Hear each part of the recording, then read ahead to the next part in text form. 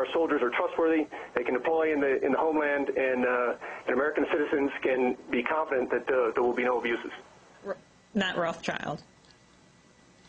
Well, you know, that doesn't really satisfy me, and I don't think it should satisfy your listeners and your audience, Amy, because, you know, our people in the field in Iraq, some of them have not behaved up to the highest standards, and a lot of police forces in the United States who've been using these tasers have used them inappropriately. The whole question here about what the Pentagon is doing patrolling in the United States gets to a real heart of the matter, which is, do we have a democracy here? I mean, there is a law in the books called the Posse Comitatus Act and the Insurrection Act that says that the President of the United States as Commander-in-Chief cannot put the military on our streets. And this is a violation of that, it seems to me. President Bush tried to get around this act a couple years ago in a Defense Authorization Act that he signed that got rid of some of those restrictions. And then last year in the new Defense Authorization Act, thanks to the work of Senator Patrick Leahy and Kit Bond of Missouri, that was stripped away, and so the president isn't supposed to be using the military in this fashion. And though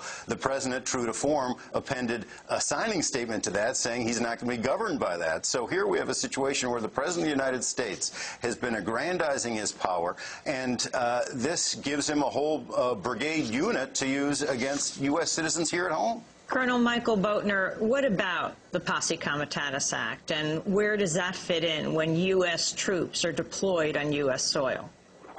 It absolutely governs in every instance. We are not allowed to help enforce the law.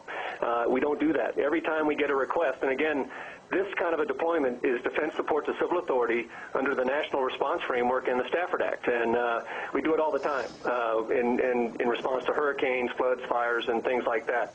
But again, you know, if we review the requirement that comes to us from civil authority and it has any complexion of law enforcement whatsoever, it gets rejected and pushed back because it's not lawful.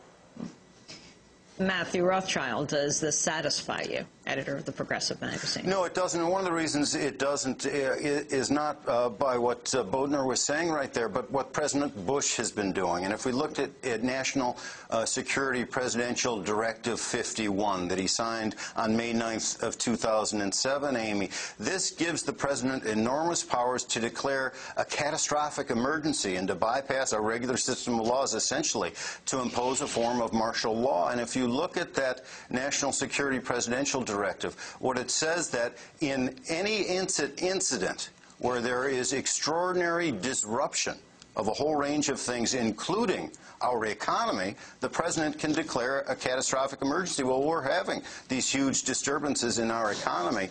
President Bush could today pick up that National Security Directive 51 and say, we're in a catastrophic emergency, I'm going to declare martial law, and I'm going to use this combat brigade to enforce it. Colonel Michael Boatner. The only exception that I know of is the Insurrection Act. It's something that is very unlikely to be invoked.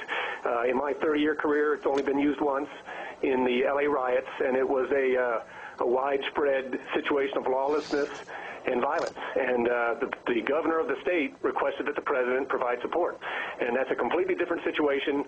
The forces available to do that are in every service in every part of the country, and it's completely unrelated to the this consequence management force that we're talking about.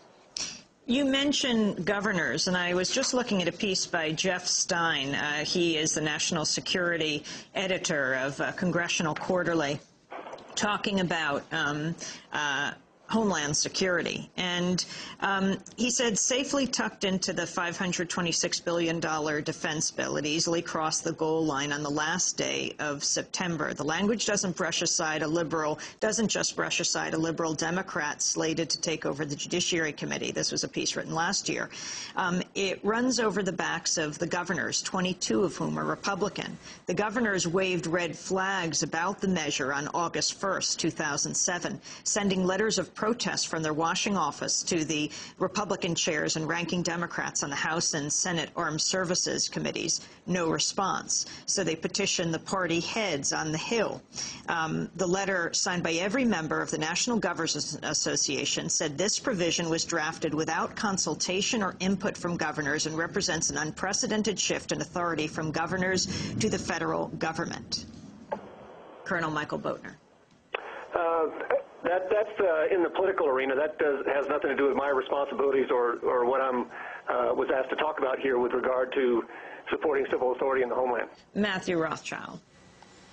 Well, this gets to what Senator Patrick Leahy of Vermont was so concerned about, that with Northcom and with perhaps this unit, and I want to call Senator Leahy's office today and ask him about this, you have the usurpation of the governor's role, of the National Guard's role, and it's given straight to the Pentagon in some of these instances, and that's very alarming. That was alarming to almost every governor, if not every governor in the country when Bush tried to do that end around about the Posse Comitatus Act. So I think these are real concerns. Matt Rothschild, the Democratic and Republican conventions were quite amazing displays of force at every level, from the local police on to the state troopers to, well, in the Republican convention, right on to troops just back from Iraq in their Army fatigues. Did this surprise you? It did. It surprised me also that Northcom itself was involved in intelligence sharing with local police officers in St. Paul. I mean, what in the world is Northcom doing looking at what some of the protesters are involved in? And you had infiltration up there, too. But what we have going on in this country is we have infiltration and spying that goes on not only at the, well, all the way from the campus police practically, Amy, up to the Pentagon and the National Security Agency. We're becoming a police state here. Colonel Michael Boatner, a tall order here. Could you respond? Well, that's incorrect. We did not participate in any intelligence collection. We were up there in support of the U.S. Secret Service. We provided some explosive ordnance disposal support of the event. But I'd like to go back and say that, again... Could you explain what explain again what was their role there? They were just doing routine screens and scans of the area in advance of this kind of a vulnerable event. It's pretty standard support to a national special security event. And are you saying there was absolutely no intelligence sharing? That's correct. That is correct. But even that, I mean, now the Pentagon is doing sweeps of areas before a political convention. That used to be law enforcement's job. That used to be domestic civil law enforcement job. It's now being taken over by the Pentagon. That should concern us. Why is that, Colonel Michael Boatner? Why is the Pentagon doing it, not local law enforcement? Well, that's because of the scale and the availability of support. DOD is the only force that has the kind of capability. I mean, we're talking about dozens and dozens of dog detection teams, and so for anything on this large a scale, the Secret Service comes to DOD with a standard Economy Act request for assistance.